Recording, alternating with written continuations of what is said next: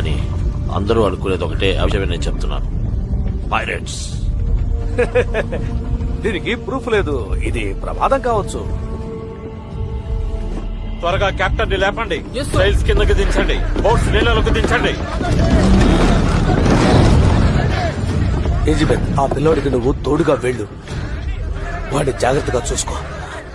చెప్పింది అర్థమైందా?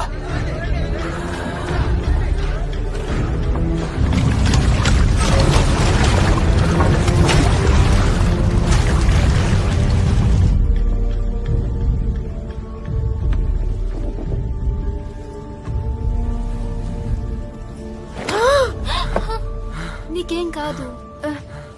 నా పేరు ఎలిజబెత్ స్వాన్. వెల్టానా, నేను నిన్ను చూసుకుంటా లెవిల్.